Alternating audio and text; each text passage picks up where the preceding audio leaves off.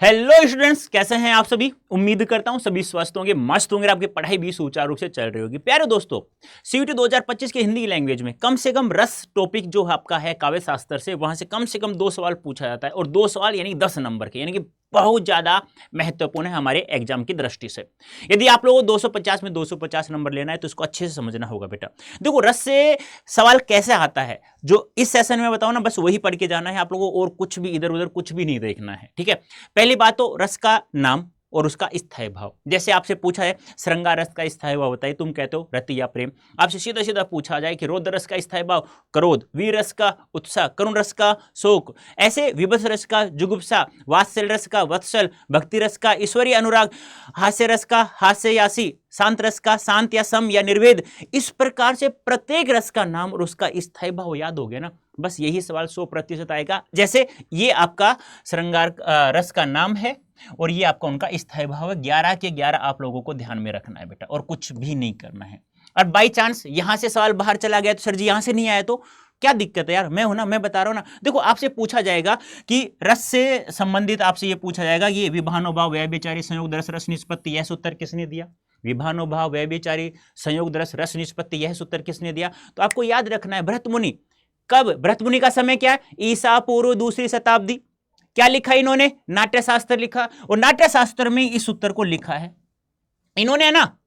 अवयव रस के तत्व 3 माने थे, कौन कौन से? विभाव, अनुभाव और व्यभिचारी। व्यभिचारी का ही दूसरा नाम है संचारी भाव। जब इन तीनों का संयोग कर देते हैं तो चौथा जो स्थायी भाव होता है, जो कविता में शुरू से लेके अंत तक बना रहता है, वो संयोग कर देते हैं। तो इन तीनों का संयोग कर देंगे तो स्थायी भाव उत्पन्न हो जाता है। तो ये ध्यान रखना, एक सूत्र आप लोगों को पूछा जाएगा। अब आपसे पूछा जाए रस से संबंधित कौन सा कथन सही नहीं है, तो आपको ये ध्यान रखना है रस आस्वाद होता है, विभाव, अनुभाव, वाचिक, आंगिक, ये सब ध्यान रखना है।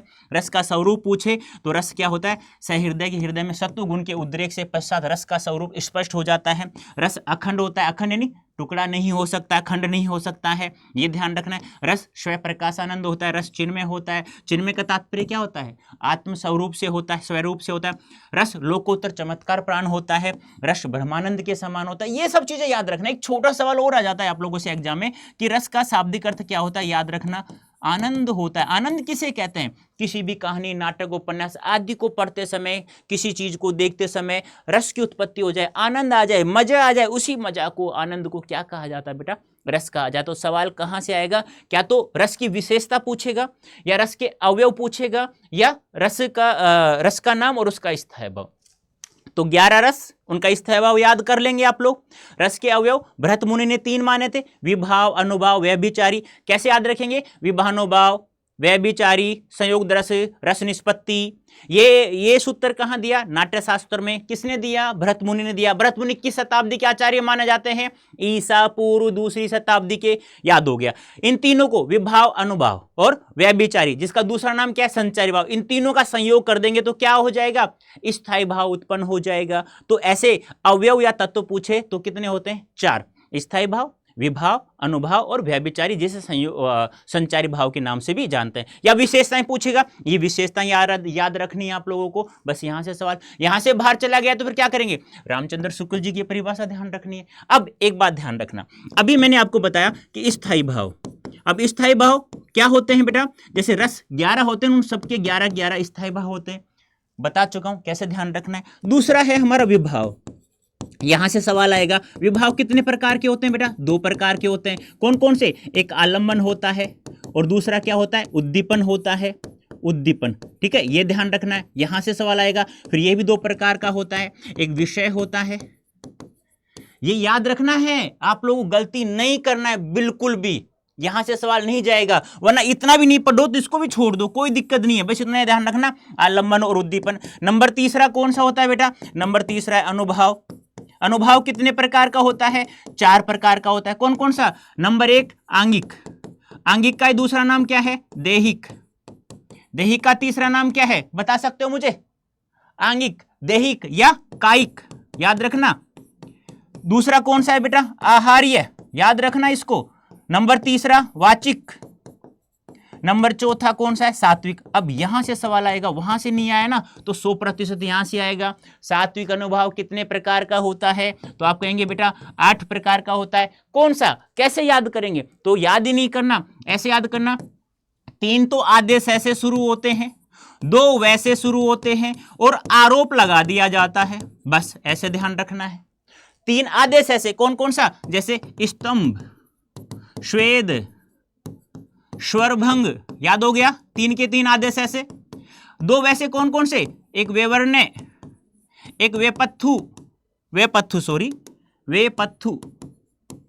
ठीक है। आरोप से ऐसे अश्रु, रो से रोमांच और पैसे प्रलय, बस ये ध्यान रखना है। यदि वहां से सवाल नहीं आया तो सात्विक अनुभाव से आ जाएगा। अब इन सब चीजों को कैसे पढ़ना है? देखो ये लिख दिया, सात्विक अनुभाव बिना भारी प्रयत्न से उत्पन्न हो जाते हैं, 8 प्रकार के होते हैं, ये मैंने लिख दिया है आप लोगों को। देख लो, 3 से ऐसे, 1 2 3, और फिर 2 वैसे, वेपत्थु और वेवर्ण्य, फिर रोमांच हो गया, अश्रु, प्रलय और रोमांच हो गया। फिर यहां से सवाल नहीं आया तो फिर कहां से आएगा? संचारी भाव से। संचारी भाव का दूसरा नाम क्या है? व्यभिचारी भाव। ये भी ध्यान रखना है, गलती मत कर देना। व्यभिचारी भाव, इन व्यभिचारी भाव संचारी भावों की संख्या कितनी होती है बेटा? तो आप कहेंगे 33 होती है गुरुजी। कितनी होती है? 33 होती है। अब संचारी भावों को या व्यभिचारी भावों किसकी उपमा या किसकी संज्ञा दी गई है, यह भी ध्यान रखना है। तो कहना कि गुरुजी पानी के बुलबुलों की संज्ञा दी गई है। और दूसरी क्या, किसकी? बिजली की चमक की उपमा दी गई है, बिजली की चमक की उपमा दी गई। क्यों? क्योंकि ये सहायक रस होते हैं स्थायी भाव के, ये अपना काम करते हैं, तुरंत समाप्त हो जाते हैं। जैसे बिजली की चमक कितने समय तक रहती है? थोड़े समय, अपना कार्य किया, समाप्त हो गया, वही कार्य ये करते हैं। पानी का बुलबुला कब तक रहता है? कुछ समय के लिए होता है, अपना काम किया, समाप्त हो गया। कितने प्रकार होते हैं? 33 प्रकार होते हैं। कैसे याद करेंगे? अब इनको रटना पड़ेगा आप लोगों को। पहली बात तो सवाल आएगा नहीं कौन सा संचारी भाव नहीं है, तो आएगा ना तो फिर क्या देगा? संचारी भाव में एक सात्विक अनुभाव जोड़ देगा। सात्विक अभी बताया था ना, 3 आदेश ऐसे, 2 वैसे, आरोप लगा देते हैं, ऐसे ध्यान रखना है। तो इसको याद करने का तरीका मैंने तो बस ये बताया वैसे ही कि वैसे 5, ऊ से 3। अब इतना मत याद करना यार, इतना कुछ नहीं आएगा। बस सवाल कहां से आएगा वापस से बता देता हूं आप लोगों को। रस के प्रकार याद रखना, रस के प्रकार, और उसका स्थायी भाव याद रखना। फिर विभाव कितने प्रकार का होता है, अनुभाव कितने प्रकार का होता है, संचारी भाव कितने प्रकार का होता है। सबसे ज्यादा महत्वपूर्ण है इसका सात्विक अनुभाव, ये याद रखना है आप लोगों को। फिर दूसरा वो सूत्र याद रखना, विभाव अनुभाव व्यभिचारी संयोग रस निष्पत्ति नाट्य शास्त्र में व्रतमुनि ने दिया था। 3 ही अवयव माने थे, विभाव, अनुभाव और व्यभिचारी। अब तीनों का संयोग कर देंगे तब स्थायी भाव उत्पन्न होता है। स्थायी भाव याद रखना है, किसी भी पदखंड या किसी भी पंक्ति में, किसी भी कविता में शुरू से लेकर अंत तक बना रहता है और कोई सा भी नहीं रहता है स्थायी भाव के अलावा। बस आपको ध्यान रखना। अब यहां पे बहुत सारे सवाल हैं, ये लो प्रैक्टिस करो ना, आपके सामने एक सवाल का आंसर नेक्स्ट स्लाइड में दिया हुआ है, ये लो ना, कर लो, आप प्रैक्टिस करो। इसकी पीडीएफ आपको कमेंट बॉक्स के टॉप पर मिल जाएगी। और बताइए क्या चाहिए आप लोगों को? अब तो डर नहीं है ना? अब भी डर हो ना बेटा, तो कमेंट बॉक्स में मुझे कोई भी समस्या हो, उस समस्या का समाधान आपका नेक्स्ट सेशन में अवश्य होगा। लेकिन कमेंट बॉक्स में लिखना न भूले अपनी समस्या, तब जाकर के ये सब चीजें आपकी क्लियर हो जाएंगी। तो ये था आज का सेशन। उम्मीद करता हूं आप लोगों को समझ में आ गया होगा। तो और भी कुछ चाहिए आप लोगों को फ्री ऑफ कॉस्ट, तो ये हमारा ऐप है अड्डा 24/7, प्ले स्टोर पे जाके आप इंस्टॉल कर सकते हैं। और जो स्टूडेंट नए हैं चैनल को सब्सक्राइब कर ले, लैंग्वेज अड्डा को। यहाँ पर आपको हिंदी और इंग्लिश कंप्लीट मिलेगी बेटा, 100% मार्क्स हम लोग दिलाएंगे आप लोगों को। और भी कोई डाउट हो तो आप लोग कमेंट बॉक्स में अवश्य लिखें। तो बेटा अभी के लिए इतना ही, धन्यवाद, थैंक यू सो मच। लेकिन हाँ, पढ़ाई जरूर करना। आपका सपना, आपके माता पिता का सपना, हमारा सपना, अड़ोस पड़ोसियों का सपना भी केवल पढ़ाई से पूरा होगा और किसी से भी पूरा नहीं। बाय बाय बेटा, खुश रहो, मस्त रहो, स्वस्थ रहो।